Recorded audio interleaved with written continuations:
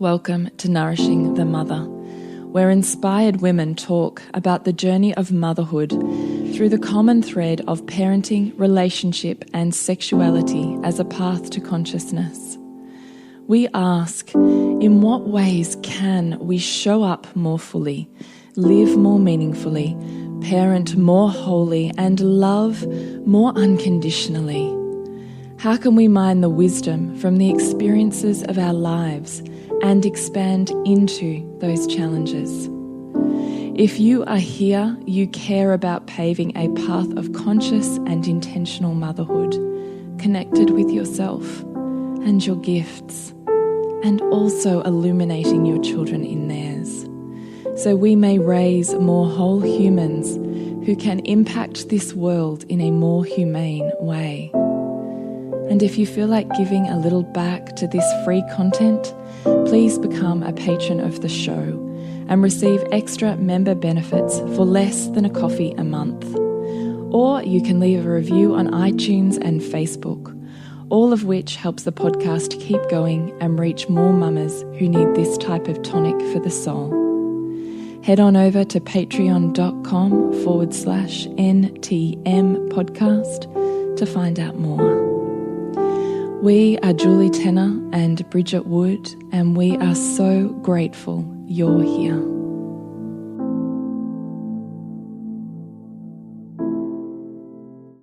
Hello and welcome to Nourishing the Mother. I'm Bridget Wood. And I'm Julie Tenner. And today's podcast is the holding on and letting go of identity in motherhood. So where we really want to take this conversation is following Bridget's really powerful post on social media last week, if you happened to see it.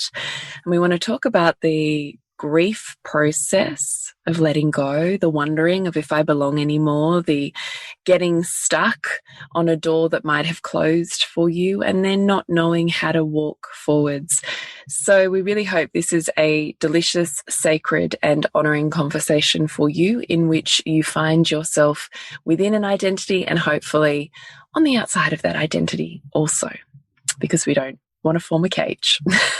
Right. So before we do that, I would love to remind you to jump onto nourishingthemother.com.au, scroll on down to the red banner and drop in your email address. And once every so often, we send you out an email, just a little love note from us, what's going on in the world, and you can pick and choose where you'd love to dive deeper. So nourishingthemother.com.au. So I think I'll begin by actually reading out this post, just so we can have some context, perhaps, where we want to take the conversation. How's that sound? Yeah, I think it sounds beautiful. Do little babies wear jumpers? An expectant first-time mum asks the stallholder behind me. I've been coming to these baby and children's clothing markets since I was first pregnant, wide-eyed and enthralled at what this path might bring. Now I skip past all the rows and rows of onesies, swaddles and baby paraphernalia and wonder, will they have my son's size? He's nearly 8. My girls, 4 and nearly 2, are sorted. Phew. Underneath this is also, is there still room for me here? Who am I right now? As my children rapidly grow before my eyes, my last baby quickly at home in the world of toddlerhood and beyond. I hop back into the car and sort their clothes into neat bundles on the passenger seat beside me and burst into tears.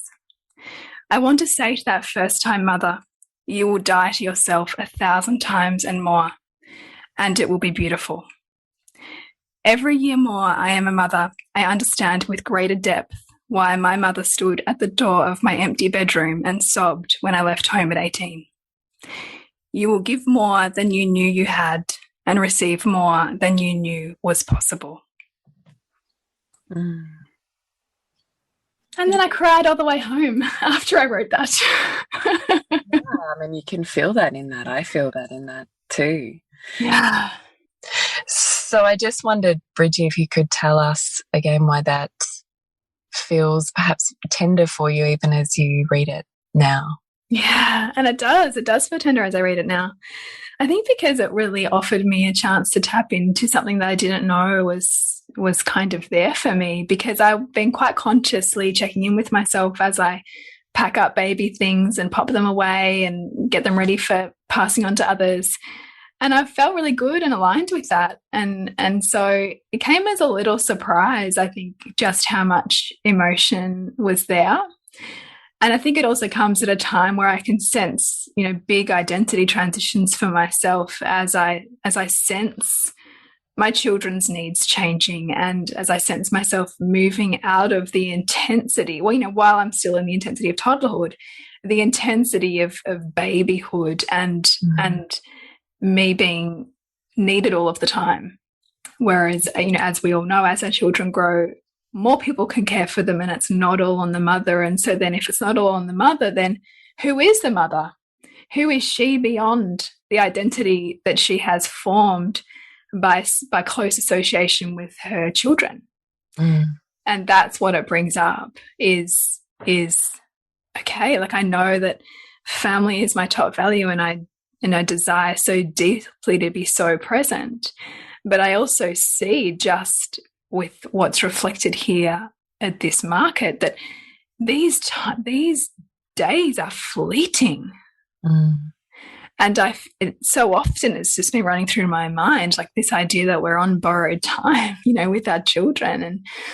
And so it calls for you to pay more attention to the little things and to find the extraordinary in your ordinary, but at the same time know who you are as well.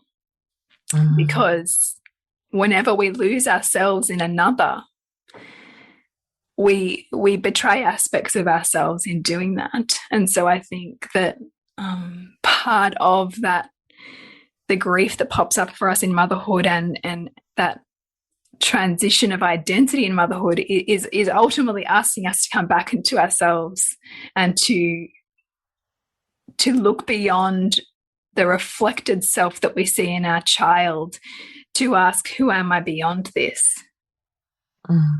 And sometimes that can be hard. Yeah, it can be. You said something before and I was like, oh, I need to ask you about that. And then I didn't stop your flow. What was it that you were just saying before? And I thought, oh, can you explain that a bit more? This is why I need to write things down. I'm hoping it'll come back. So what does the grief process then look like for you? It looks like tending gently to myself and creating opportunity to feel it, which it was beautiful today, like driving back and crying my eyes out, and then coming home to my husband and reflecting to him like what's been going on, and then allowing him to hold me in it, and even the children to like witness me feeling all these feelings, because that's really healthy, right? It looks like noticing what may be deeper, because I also see, you know, grief, if we consider everything is, we live in this dualistic universe, which everything has two sides. And so even with grief, there is an unconscious element of relief with grief. And so I'm also curious to, you know, what part of that letting go also has an edge of relief. Because if I'm losing something, then what am I finding? If a door is closing, what door is opening? And so I sit with that as a question in my consciousness, because then I also see that as inviting opportunity and a capacity to see wider than the story that I could be holding on to, or that I could make mean something. Or that I could make mean what I want it to mean. And in the process, because I think too, it's really important for us to be with our own pain through these processes, so that we can take ownership of it and not make it anybody else's, you know, and not make it our child's responsibility to somehow bring us a sense of worth, because our sense of worth is for us to own and cultivate, not for somebody else to be responsible for nurturing for us. So I see it as really important to move into that, that, you know, this kind of like visceral pain that can come up for us in motherhood, and get curious about about why now, why this and why now, like what we ask so many of our clients to do, why this feeling and how is it significant right now with what else is going on for you and your own sense of self, for you and how you show up in the world, for you and your relationship, for you and your other values, for you and where your child's at. And how is your child also signaling to you that maybe they're seeking greater independence?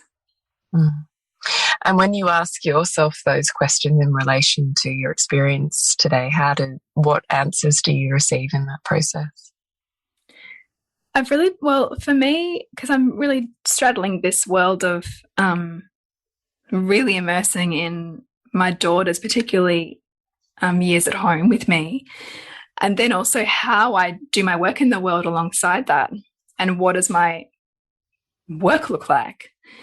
And so I've been staying really open to what the world is reflecting back to me, what that looks like, what they see my work looking like, or what they see my genius looking like, or where I tend to put my energy, effort, and focus, and how that then brings about clarity of purpose.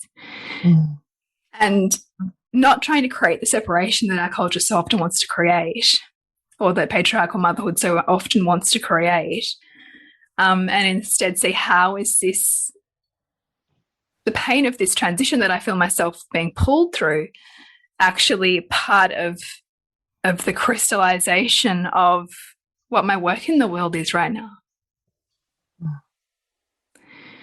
So that it's not this denial of my heart in order to push myself outside of where I really want to be, which is with my children and with my family as focus, and instead ask, how is this calling me deeper into my soul's mission? How is this calling me deeper into my fullest expression? And in that, how is that of service to others? Yeah. I don't know if that answers your question. That's a really beautiful, deep. It's almost like another question, though, isn't it? Because it's more a sitting in it than a solidarity, I suppose. Yeah, and I mean, I feel like it's so fresh. Like I can still, when you've like been crying for so long, my whole face just still feels like I've only just stopped crying. Like. So it's fresh. So it is all percolating. It is all just sitting there with that. I have more questions than answers, but I trust that that's where the answers come. Yeah, 100%. Do you think it's possible when we feel those pangs of grief that we contort or coerce ourselves to hang on and be more present in motherhood, as opposed to what I hear you saying, which is, how can this be beautiful and part of an opening for me rather than a closing and a clinging? Yeah, I love that you've identified that, because it can be really easy to kind of like bring in the guilt maybe for all of the ways that you didn't think you were present, or bring in the shame of like, what you make it mean, these feelings right now. Whereas it kind of reminds me a little bit with the dynamic that I had with Pearl with the ending of our co-sleeping. And I did a class on this around like night weaning and co-sleeping, and seeing that the conflict that was almost coming up in us was not because I hadn't held enough space, or wasn't doing enough, or wasn't, insert motherhood should. And instead, where we found ourselves was an expression of the dynamic where she was also asking for a little bit of independence. Like she was also saying, this isn't working for me right now. I want space. But if we get caught in it, we can take it personal and close our heart and to ourselves and to our like child or partner, and make it mean something in order to ensure that our identity stays intact, or that our belief about ourselves stays intact. Whereas I think this kind of process of kind of tending to the depth of it is ultimately more freeing, because you're not getting stuck in the confines of internalized shoulds, right? Yeah, formed identity. Because you're saying I do motherhood this way. This is what a good mother is. This is how I show up. And these are the results of my deficiencies or whatever.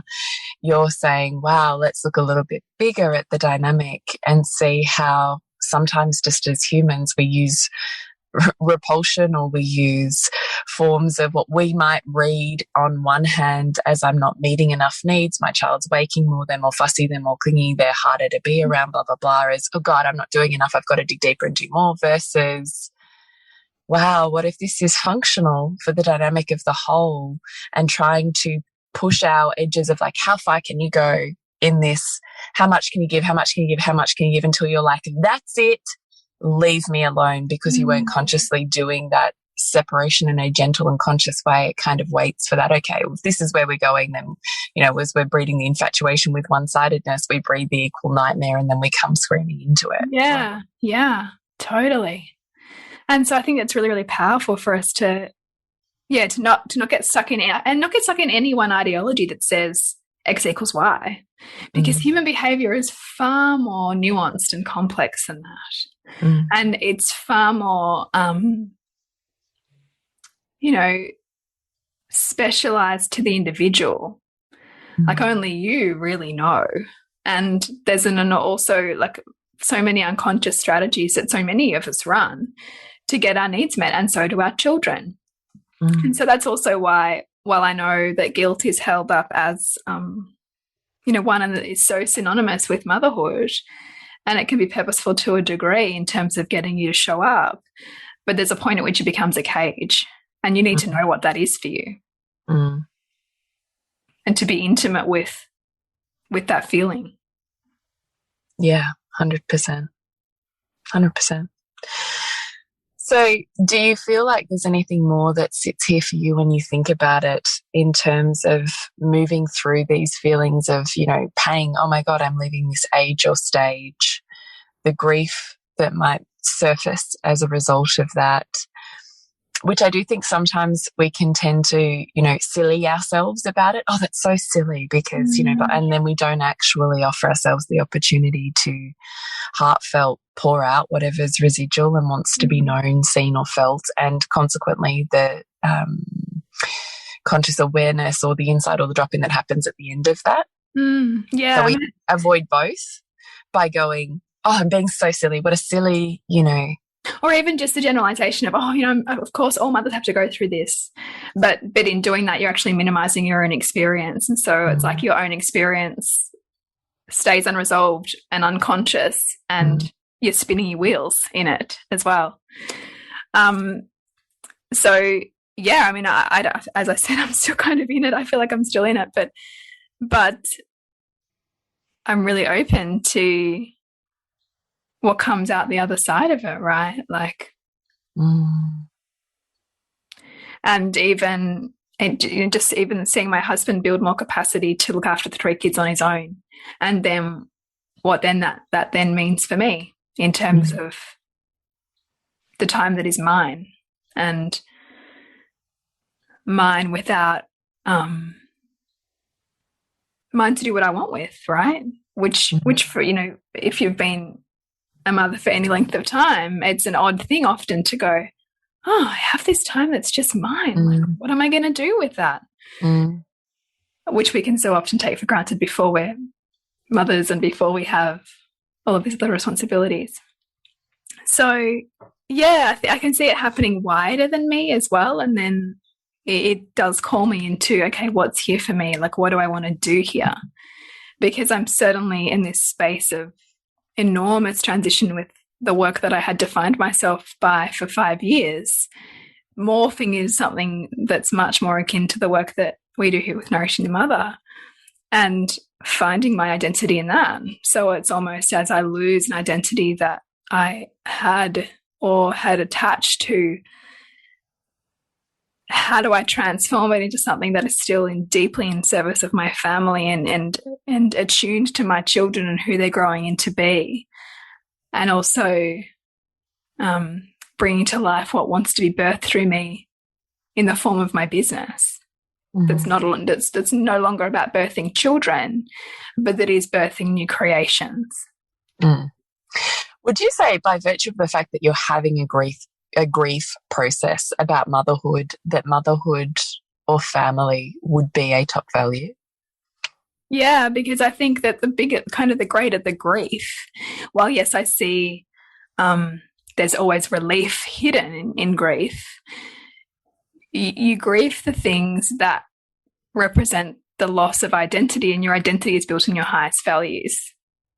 So if it's something super, super duper low on your values, you're just like, meh, you know, you don't really feel like you've lost much because you didn't identify yourself with that thing. So for, mothers who don't highly identify with motherhood or being a parent, then their child moving out of those stages might not really register, or might not really be a big deal because they don't identify themselves so strongly as mothers. They're also probably not listening to this podcast, right? Yeah. I just think it's interesting though, isn't it? Yeah, because it's meaningful then. Yeah. Right? The feelings are as a result of something that has meaning for you. Yeah, because that's what I loved about that thread, is I was like, yeah, okay, so if we're actually grieving about it, what I loved about what you said was the thing that it's related to, in this instance, motherhood.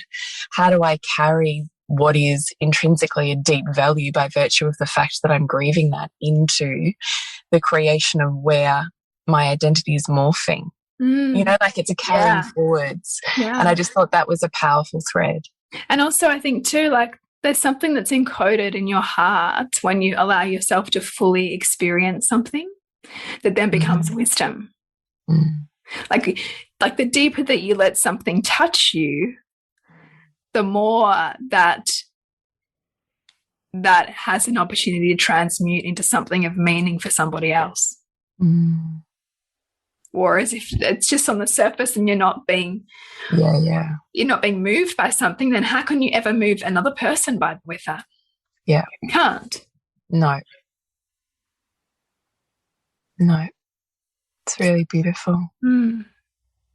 It's really and it's reflective too. I mean, you and I have had these kinds of conversations so much over the years, and particularly, like, I know that you feel really tender when you think of, how many years you've got left with Heath at home, for example, and that often brings up, big feelings because but then you've got this crazy polarity of that and a 3-year-old. I know, it is kind of a crazy polarity, actually.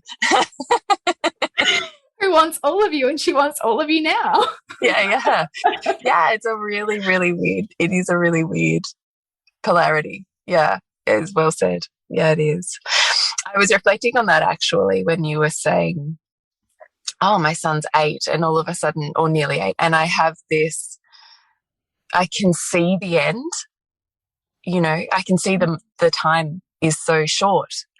And I remember that too. I think there is something about that 8 or 9 when they start puberty and they're going through the crossing in whatever version that is.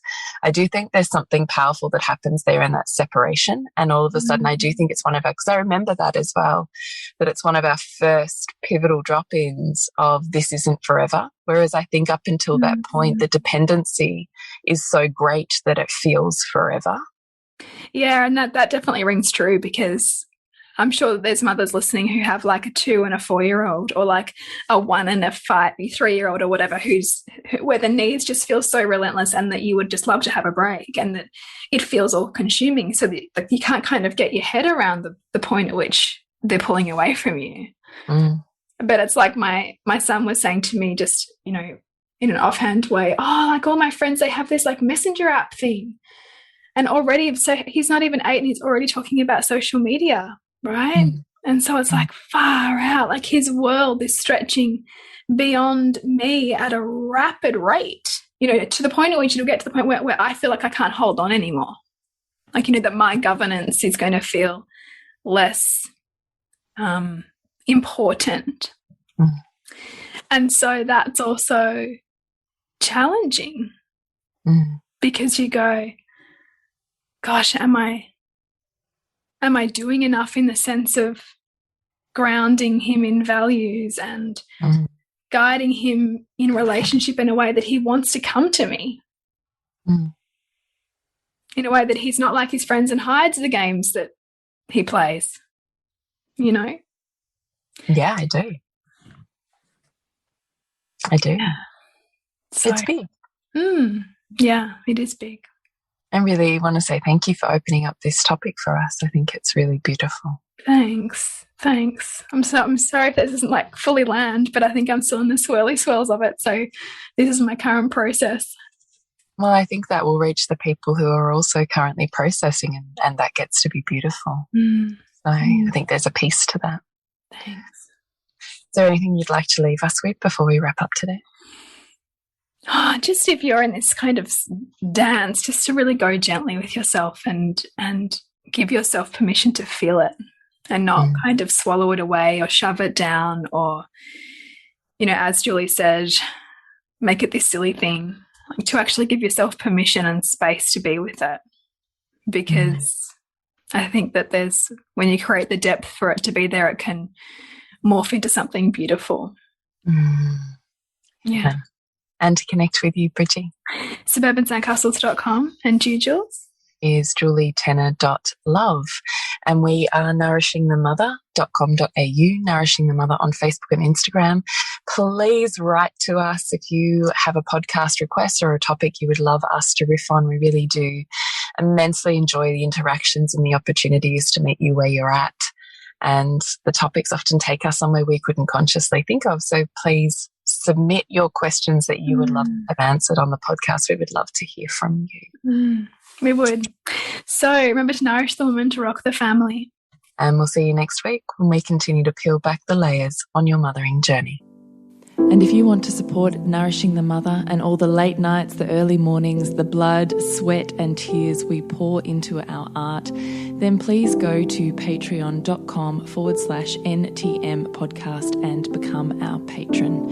As a patron, you're helping all of the cost of operating this podcast, the hosting, the editing, the transcription, helping all of that be completely covered, and joining a community who are all about honouring our journeys and continuing to open. The more support we have, the longer we can last. So become a patron. We'd love to have you.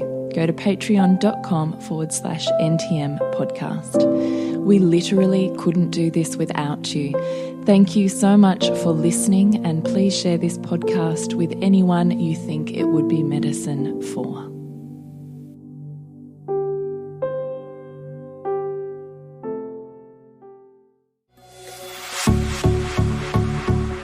This has been a production of TheWellnessCouch.com. Check us out on Facebook and join in the conversation on Facebook.com/TheWellnessCouch. Subscribe to each show on iTunes and check us out on Twitter. The Wellness Couch, streaming wellness into your lives. Whilst the Wellness Couch presenter endeavor to provide accurate and helpful information to their listeners, these podcasts cannot take into account individual circumstances and are not intended to be a substitute for health and medical advice from a qualified health professional. You should always seek the advice of a qualified health professional before acting on any of the information provided by any of the Wellness Couch podcasts.